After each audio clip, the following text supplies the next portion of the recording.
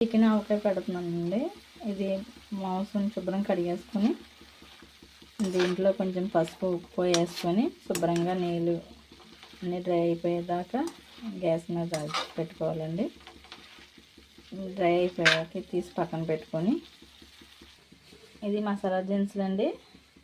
ఇవన్నీ మిక్సీ పట్టేసుకొని కొంచెం దోరగా వేపేసుకొని తర్వాత మిక్సీ పట్టేసుకోవాలి.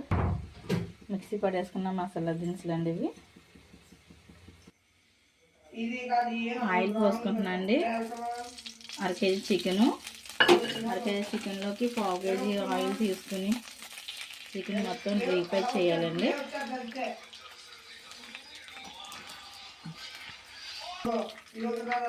చికెన్ వేస్తున్నానండి. ఇప్పుడు ఆయిల్లో చికెన్ వేసేసి బాగా వేసిన చికెన్ ఆయిల్ వేసి శుభ్రంగా డీప్ ఫ్రై చేసేయాలండి. ఇది శుభ్రంగా గోల్డెన్ కలర్లో వచ్చే వరకు ఫ్రై చేయాలి. గోల్డెన్ కలర్లో వచ్చేటప్పుడు మసాలా దినుసులు వేయాలి. చికెన్ గోల్డెన్ కలర్లోకి వస్తుందండి. ఇప్పుడు చికెన్ తీసేసుకుంటున్నాం పక్కకి. చికెన్ పక్కకి తీసేసుకుంటున్నామండి. దీంట్లో అల్లం వెల్లుల్లి పేస్ట్ 2 స్పూన్లు వేసుకుంటున్నామండి. 2 స్పూన్లు అల్లం వెల్లుల్లి పేస్ట్ వేసుకొని అది బాగా డీప్ ఫ్రై చేయాలి. బాగా డ్రై చేయాలండి. బాగా డీప్ ఫ్రై అయిపోయి పచ్చివాసన పోయేదాకా వేపాలి. అల్లం పేస్ట్ పచ్చివాసన పోయిందండి.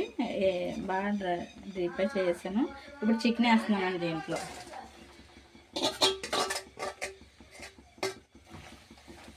చికెన్ వేసి కలిపేసి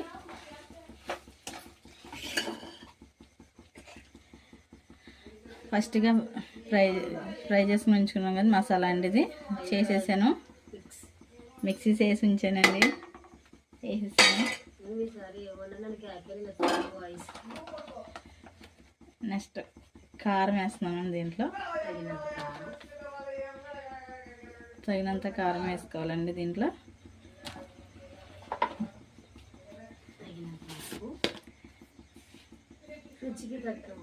రుచికి తగ్గ సాల్ట్ వేస్తున్నానండి.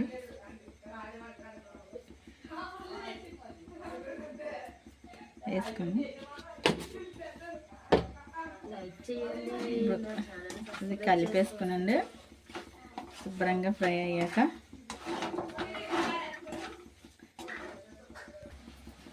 మర్చిపోయండి, ఇందాక పచ్చిరేళ్ళు